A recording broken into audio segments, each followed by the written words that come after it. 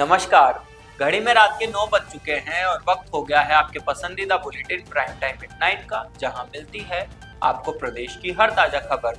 आप देख रहे हैं बीबीसी राजस्थान और मैं हूं आपके साथ निखिल। चलिए शुरुआत करते हैं आज की सबसे बड़ी खबरों के साथ। डालते हैं एक नजर आज की सुर्खियों पर। अब मंचों तक पहुंचा छोटू सिंह रावणा में विधायक भाटी विवाद। राजसमंद में रावणा के कार्यक्रम में लगे भाटी जिंदाबाद के नारे। दाहोद के फतेहपुरा में प्रशासनिक लापरवाही आई सामने। नई सड़क ऊंची होने से घरों में घुस रहा गंदा पानी। फतेहपुरा में बिजली विभाग की लापरवाही से लोग परेशान।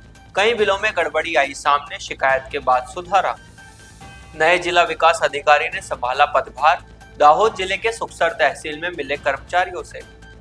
फतेहपुरा से मानगढ़ को जोड़ने वाली सड़क टूटी। पदयात्रा से पहुंचते हैं हजारों लोग, सरकार कर रही अनदेखी।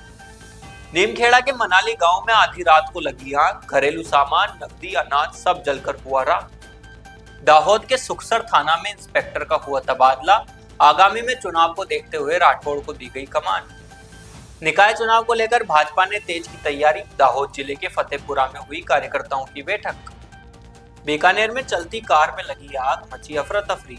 समय रहते बाहर निकला चालक, बच गई जान। 8 साल पुराने अपहरण व डकैती के मामले में सुनाया फैसला।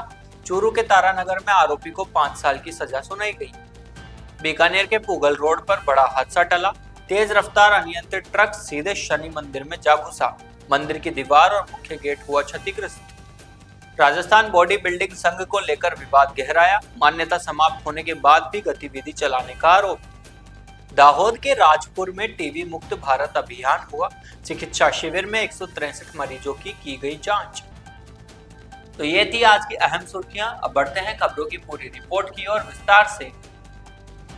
राजस्थान में इन दिनों चल रहा छोटू सिंह रावणा और रविंद्र सिंह भाटी के बीच विवाद अब सार्वजनिक मंचों तक पहुंच गया है। बीती रात राजसमंद क्षेत्र के एक गांव में आयोजित सांस्कृतिक कार्यक्रम के दौरान यह विवाद खुलकर सामने आया। जानकारी के अनुसार कार्यक्रम में प्रस्तुति देने पहुंचे छोटू सिंह रावणा के सामने ही कुछ लोगों ने उनके खिलाफ नारेबाजी शुरू कर दी और रविंद्र सिंह भाटी के समर्थकों ने उनके समर्थन में जमकर जय जयकार के नारे लगाए। देखते ही देखते माहौल तनावपूर्ण हो गया। स्थिति बिगड़ते देख मौके पर मौजूद पुलिस को हस्तक्षेप करना पड़ा और नारेबाजी कर रहे लोगों को खदेड़कर स्थिति को नियंत्रित किया गया। घटना के वीडियो अब सोशल मीडिया पर तेजी से वायरल हो रहे हैं, जिससे यह मामला और अधिक चर्चा में आ गया है। गौरतलब है कि छोटू सिंह रावणा और विधायक रविंद्र सिंह भाटी के बीच पहले से विवाद चल रहा है। इसी विवाद के चलते छोटू सिंह रावणा द्वारा भाटी के खिलाफ एफआईआर भी दर्ज कराई जा चुकी है। अब यह टकराव राजनीतिक और सामाजिक मंचों पर भी दिखाई देने लगा है, जहां दोनों पक्षों के समर्थक खुलकर आमने सामने आ रहे हैं। इस घटनाक्रम ने स्थानीय राजनीति का माहौल गर्मा दिया और आने वाले समय में इस विवाद के और बढ़ने की संभावना बताई जा रही है। गुजरात के दाहोद जिला अंतर्गत फतेहपुरा नगर के वाल्मीकि वास में प्रशासनिक लापरवाही का एक गंभीर मामला सामने आया है। यहाँ हाल ही में बनाई गई आरसीसी रोड स्थानीय निवासियों के लिए सुविधा की बजाय बड़ी मुसीबत बन गई है। सड़क की ऊंचाई और जल निकासी का अभाव होने से घरों में गंदा पानी घुस रहा है, जिससे ग्रामीण परेशान है। मुख्य समस्या ये है कि सड़क के आसपास के घरों के स्तर से लगभग 5 फीट ऊंची बनाई गई है, जिससे मामूली बारिश या रोजाना के इस्तेमाल का पानी भी घरों के अंदर घुस रहा है। महिलाओं को अपने घरों से बाल्टियों के जरिए गंदा पानी बाहर निकालने को मजबूर होना पड़ रहा है। ग्रामीणों का कहना है कि वर्तमान में ही यह स्थिति है तो आने वाले मानसून में हालात और भी बदतर हो जाएंगे। आशंका जताई जा रही है कि बारिश के दौरान इस बस्ती के 50 से अधिक घरों में पानी भर जाएगा। इस क्षेत्र के अधिकांश निवासी दैनिक मजदूर है, जिसके पास इतना बजट नहीं है कि वे सड़क स्तर के अनुसार अपने मकान को ऊंचा उठा सके। स्थानीय लोगों के अनुसार यहाँ पहले से पेवर ब्लॉक की सड़क ठीक स्थिति में थी, लेकिन प्रशासन ने जल निकासी की समस्या सुलझाने की बजाय नई सड़क बना दी, जिससे समस्या और गंभीर हो गई। ग्रामीणों ने प्रशासन से मांग की है कि जल्द से जल्द पानी के निकास के लिए गटर की व्यवस्था की जाए। दाहोद जिले के फतेहपुरा में मध्य गुजराती बिजली विभाग की लापरवाही के 2 मामले सामने आए हैं। एक परिवार के मीटर रीडिंग में गलत जानकारी दर्ज की गई, जबकि दूसरे परिवार को बिजली बिल के पैसे भरने के बावजूद गलत बिल दिया गया। पहले मामले में एक परिवार के मीटर रीडिंग में 5536 यूनिट दिखाए गए थे, जबकि पहले मीटर रीडिंग लेने आए कर्मचारी ने 5673 यूनिट दर्ज किए थे। इस गलती के कारण उन्हें परेशानी हुई। जब उन्होंने इनकी शिकायत की तो जांच में उनकी बात सही पाई गई। इसके बाद विद्युत विभाग के मुख्य इंजीनियर ने आश्वासन दिया कि मामले की जांच की जाएगी और सुधार किया जाएगा। दूसरे मामले में एक परिवार को 14,000 रुपए का बिजली बिल दिया गया, जबकि उन्होंने पहले ही 10,000 रुपए भर दिए थे। जब उन्होंने इसका विरोध किया तो कर्मचारी ने कहा कि ऑनलाइन डेटा के अनुसार पूरी रकम भरनी होगी, लेकिन जब उपभोक्ता ने अपनी रसीद दिखाई तो पता चला कि पैसे गलत तरीके से दूसरे खाते में जमा हो गए थे। कर्मचारी ने अपनी गलती स्वीकार की और रकम सुधारने का आश्वासन दिया। इस तरह के मामले क्षेत्र में लगातार बढ़ रहे हैं, जिससे लोग परेशान हो रहे हैं। अब लोगों ने उच्च अधिकारियों से सिस्टम सुधारने की मांग की है। गुजरात के निकटवर्ती दाहोद जिले में सुखसर तहसील के नवनियुक्त तहसील विकास अधिकारी किरीट राठवा ने चार्ज संभाल लिया है। इस नियुक्ति का उद्देश्य तहसील में प्रशासनिक कार्यक्षमता बढ़ाना और विकास कार्यों को गति देना है। राठवा ने पहले छोटा उदयपुर जिला पंचायत कार्यालय में विस्तार अधिकारी के रूप में कार्य किया है। उनके प्रशासनिक अनुभव को देखते हुए उन्हें सुखसर तहसील का यह महत्वपूर्ण चार्ज सौंपा गया। इस अवसर पर राज्य के मंत्री रमेश कटारा ने नवनियुक्त टीडीओ किरीट राठवा का स्वागत किया। वे नई जिम्मेदारी के लिए बधाई दी। उन्होंने आशा व्यक्त की कि वे तहसील के विकास में महत्वपूर्ण योगदान देंगे। इस नियुक्ति से तहसील के लंबे समय से पड़े प्रोजेक्ट्स और ग्रामीण स्तर के विकास कार्यों को गति मिलने की उम्मीद है। स्थानीय स्तर पर इस निर्णय को सकारात्मक प्रतिक्रिया मिल रही है। दाहोद जिले के फतेहपुरा से मानगढ़ को जोड़ने वाला मार्ग टूट जाने से लोगों को परेशानी हो रही है। मानगढ़ धाम आदिवासी समाज की आस्था का केंद्र और गुरु गोविंद की तपोभूमि है। यहाँ 24 घंटे अखंड धूनी चलती है और गुजरात सहित कई राज्यों के लोग यहाँ पवित्र यात्रा धाम के रूप में आते हैं। गत वर्ष में बारिश के कारण भमरी कुंडा से मानगढ़ की ओर जाने वाला मार्ग धराशायी हो गया था, लेकिन अभी तक इसकी मरम्मत नहीं की गई। इससे भक्तों में रोष फैल गया है। लोगों की मांग है कि सरकार फतेहपुरा से मानगढ़ की ओर जाने वाले मार्गों और भमरी कुंडा के मार्ग की मरम्मत करे। मानगढ़ धाम का विकास गुजरात और राजस्थान सरकार द्वारा किया गया है, लेकिन अभी भी मार्गों की स्थिति खराब है। इससे लोगों को परेशानी हो रही है और उनकी आस्था भी ठेस पहुंच रही है। गुजरात में लीमखेड़ा तहसील के मानली गांव में आधी रात महेश पुत्र प्रताप पटेल के घर में भीषण आग लग गई, जिससे घर पूरी तरह से जलकर राख हो गया। घर में रखा घरेलू सामान, अनाज और नकदी आग में जलकर नष्ट हो गए। घटना की सूचना मिलते ही देवगढ़ बारिया अग्निशमन दल तुरंत मौके पर पहुंचा और 4 दमकल कर्मियों ने आग पर काबू पा लिया। गनीमत रही कि देर रात लगी आग में किसी के हताहत होने की खबर नहीं है। आग लगने की घटना से मनाली के पूरे क्षेत्र में दहशत फैल गई है। स्थानीय लोगों में इस घटना को लेकर आक्रोश है और प्रशासन से पीड़ित परिवार को उचित मुआवजा देने की मांग की जा रही है। इस तरह की घटनाएं पहले भी हुई है, जैसे कि हाल ही में खेड़ामनी गांव में एक किसान के घर में आग लग गई थी, जिसमें 3 भैंसें झुलस गई और 1 लाख का नुकसान हुआ था। दाहोद जिले के सुखसर पुलिस स्टेशन में एक महत्वपूर्ण प्रशासनिक बदलाव किया गया है, जिसमें एमएम राठौड़ को नया पुलिस निरीक्षक नियुक्त किया गया। यह बदलाव आगामी चुनावों के मद्देनजर कानून व्यवस्था को सुदृढ़ करने के उद्देश्य से किया गया है। राठौड़ ने कार्यभार संभालने के साथ ही अपनी नई जिम्मेदारियों पर काम करना शुरू कर दिया था। निर्वर्तमान पुलिस निरीक्षक एसएस वरु का तबादला कर दिया गया है और उन्हें दाहोद टाउन ए डिवीजन में नई जिम्मेदारी सौंपी गई है। इस बदलाव का मुख्य लक्ष्य चुनाव के दौरान क्षेत्र में शांति और सुरक्षा व्यवस्था को और अधिक मजबूत बनाना है। स्थानीय नागरिकों को उम्मीद है कि नई नियुक्ति के बाद सुखसर क्षेत्र के कानून व्यवस्था की स्थिति बेहतर होगी और असामाजिक गतिविधियों पर लगाम कसी जा सकेगी। गुजरात के निकटवर्ती दाहोद जिले के फतेहपुरा में आगामी स्थानीय निकाय चुनावों के लिए भारतीय जनता पार्टी ने अपनी तैयारियां तेज कर दी है। इसी कड़ी में बलाइया स्थित नर्सिंग कॉलेज में एक महत्वपूर्ण विजय संकल्प बैठक आयोजित की गई। इस बैठक में राज्य मंत्री रमेश कटारा ने कार्यकर्ताओं को मार्गदर्शन दिया और आगामी चुनावों की रणनीति पर चर्चा की। बैठक में स्थानीय सरपंच, संगठन के पदाधिकारी और बड़ी संख्या में पाए के कार्यकर्ताओं ने भाग लिया। कटारा ने कार्यकर्ताओं से जन जन तक सरकार की लोक कल्याणकारी योजनाएं पहुंचाने और विकास की राजनीति पर जोर देने का आह्वान किया। उन्होंने कहा कि भाजपा के कार्यकर्ता ही पार्टी की ताकत है और उन्हें पूरी उम्मीद है कि आगामी चुनावों में भाजपा का केसरी झंडा लहराएगा। इस बैठक के बाद फतेहपुरा क्षेत्र के कार्यकर्ताओं में नया जोश देखा जा रहा है, जो आगामी चुनाव के परिणामों में निर्णायक साबित हो सकता है। बीकानेर के गंगा शहर थाना क्षेत्र में एक चलती कार अचानक आग की चपेट में आ गई, जिससे अफरा तफरी मच गई। घटना जैन पब्लिक स्कूल के सामने हुई, जहां कार से तेज लपटें उठने लगी। सूत्रों के अनुसार कार में अचानक आग लगने से ड्राइवर ने तुरंत कार को रोक दिया और बाहर निकल गया। स्कूल के कर्मचारियों ने सिलेंडर की मदद से आग बुझाने की कोशिश की, लेकिन आग ने जल्द ही विकराल रूप धारण कर लिया। इसके बाद फायर ब्रिगेड को सूचना दी गई, जिसने मौके पर पहुंचकर आग पर काबू पाया। हालांकि तब तक कार पूरी तरह जलकर खाक हो चुकी थी। गनीमत रही कि इस हादसे में कोई जनहानि नहीं हुई। लेकिन अचानक लगी आग से इलाके में दहशत का माहौल बन गया। आग लगने के कारणों का फिलहाल पता नहीं चल पाया है। पुलिस और फायर ब्रिगेड के अधिकारी मौके पर पहुंचे और जांच शुरू की। इस घटना से इलाके में रहने वाले लोगों में दहशत फैल गई है।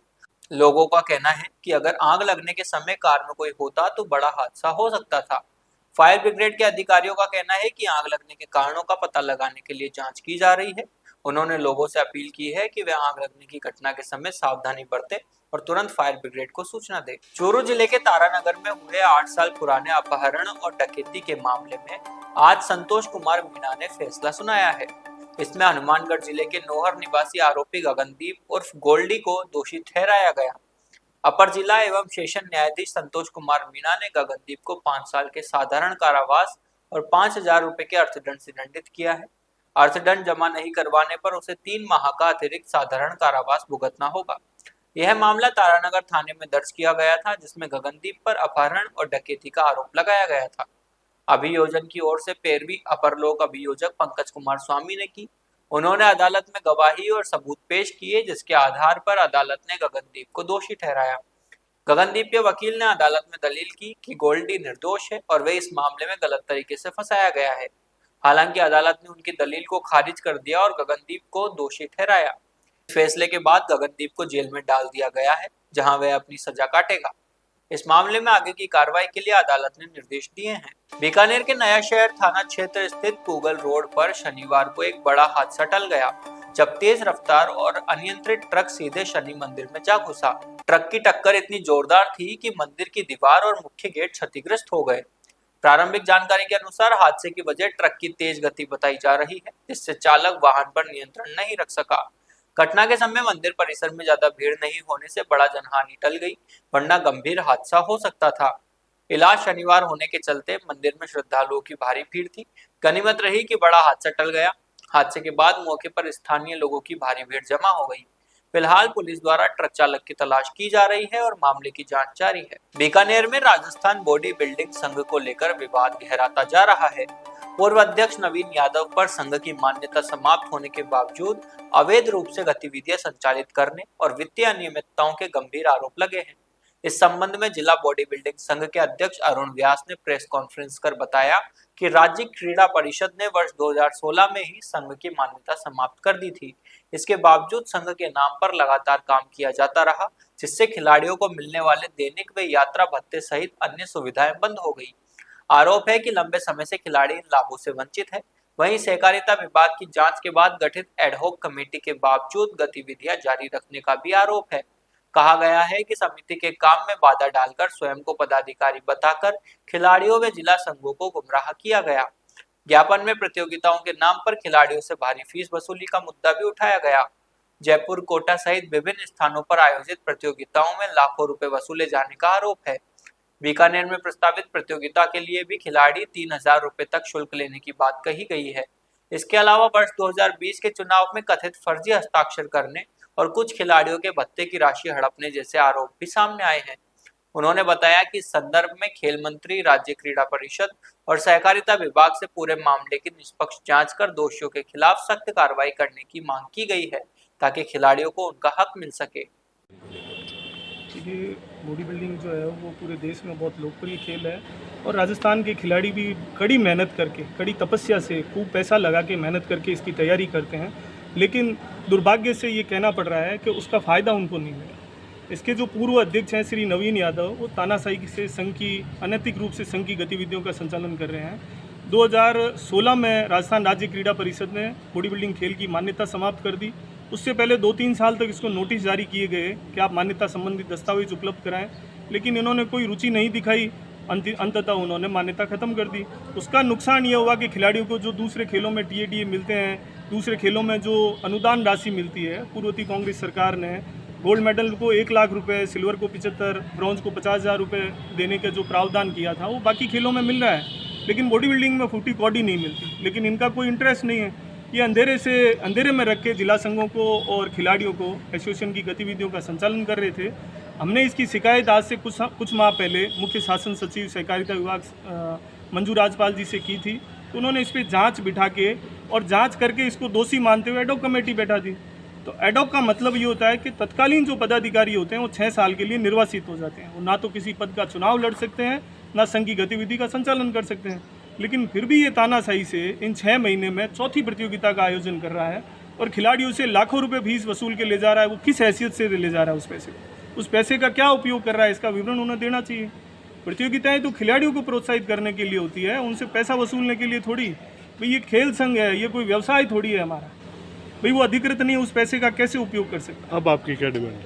हमारी डिमांड ये है कि नवीन यादव खिलाड़ियों से पैसे नहीं वसूले। आपके माध्यम से ये आवाज़ उठाई जाए कि पिछले 4 प्रतियोगिताओं में जो पैसे उसने वसूले हैं उसका उपयोग क्या किया उसने। हमने उसकी ऑडिट रिपोर्ट देखी, उसमें जब जयपुर में वो प्रतियोगिता करवाता है तो जो खिलाड़ियों से पैसा इकट्ठा होता है उसको वो उपयोग कर लेता है। लेकिन वही यदि बीकानेर में प्रतियोगिता हो या किसी और ज़िले में हो तो वो पैसा किसी को नहीं देगा, वो इकट्ठा करके जयपुर ले जाता है। ये दोहरा मापदंड क्यों? यदि वो खुद उपयोग कर सकता है तो कम्युनिटी वेलफेयर सोसाइटी कल जो आयोजन करवा रही है तो फीस नॉमिनल ले और जो भी पैसा इकट्ठा हो वो संस्था को प्रोत्साहित करने के लिए देवे, ताकि और संस्थाएं भी आगे आए, या खिलाड़ियों को नगद राशि और बढ़ाकर दे दी जाए। हम उस पैसे को जेब में थोड़ी रख सकते हैं। हमारा सबसे बड़ी मांग ये है कि वो किसी भी पद पर नहीं है, गैर अधिकृत होते हुए भी वो अवैध तरीके से खिलाड़ियों से पैसा वसूल रहा है। तो ये आपके माध्यम से हम लोग सबको जागरूक करना चाहते हैं। और वो खिलाड़ियों को यदि ये डराता है कि आप फीस नहीं दोगे तो हम आपको खिलाएंगे नहीं, तो ये सरासर गलत है। ऐसा कहीं नहीं हो सकता कि फ़ीस के लिए खिलाड़ियों को खिलाया जाए। तो जब वो अनाधिकृत रूप से ये काम कर रहा है तो खिलाड़ी या जो आप क्योंकि संगठन से जुड़े हुए हैं, संघ से जुड़े हुए हैं, तो आप लोग इनको FIR क्यों नहीं करवाती है? तो ये उसी को ढाल बना के चल रहा है, क्योंकि खिलाड़ियों को तो जानकारी के अभाव में वो अपने खेल के लिए तैयारी करते हैं तो उनको जानकारी नहीं कि ये देना चाहिए या नहीं देना चाहिए। लेकिन एक्ट में ये प्रावधान है कि इस पर FIR या तो करवा सकता है सहकारिता विभाग संस्था रजिस्ट्रार, जहाँ से संस्थाएं रजिस्टर्ड होती है, और या करवा सकता है मुख्य शासन सचिव युवा एंड खेल मामला।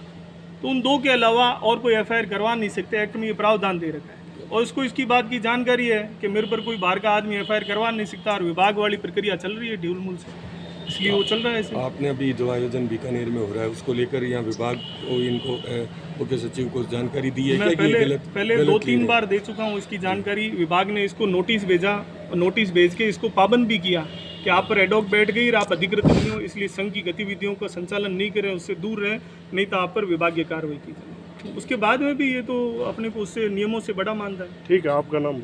अरुण व्यास, अध्यक्ष बीकानेर जिला बॉडी बिल्डिंग। दाहोद के भातीवाड़ा प्राथमिक स्वास्थ्य केंद्र के राजपुर सब सेंटर में टीबी मुक्त भारत अभियान और 100 दिवसीय सघन टीबी निर्मूलन अंतर्गत विशेष स्वास्थ्य शिविर का आयोजन किया गया। इस स्वास्थ्य शिविर में मोबाइल टीबी एक्सरे वैन द्वारा कुल 163 मरीजों की टीबी के लिए जांच की गई। साथ ही उपस्थित नागरिकों के वजन, ऊंचाई, ब्लड प्रेशर और डायबिटीज जैसी प्राथमिक स्वास्थ्य जांचें भी की गई। इस कार्यक्रम को सफल बनाने के लिए स्वास्थ्य विभाग की विभिन्न टीमों ने उत्साहपूर्वक काम किया, जिनमें medical officer, tehsil TB supervisor, PHC supervisor, community health officer, multipurpose health worker, female health worker, ASHA facilitator और आशा बहनों ने महत्वपूर्ण योगदान दिया। इस प्रकार के स्वास्थ्य शिविरों से ग्रामीण क्षेत्रों में टीबी जैसी गंभीर बीमारी की वक्त से पहचान और समय समय पर मदद मिलती है। टीबी मुक्त भारत के लक्ष्य को प्राप्त करने के लिए ये प्रयास महत्वपूर्ण साबित हो रहे हैं।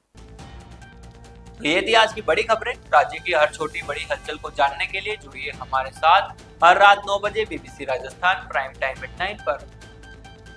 अगर आप भी अपने क्षेत्र, संस्था, समाज या संगठन की खबरें हमारे साथ साझा करना चाहते हैं तो हमें संपर्क करें 9414102499 पर, और राजस्थान की हर ताजा जानकारी के लिए फॉलो करें और सब्सक्राइब करें हमारे इंस्टाग्राम व यूट्यूब चैनल BBC राजस्थान को।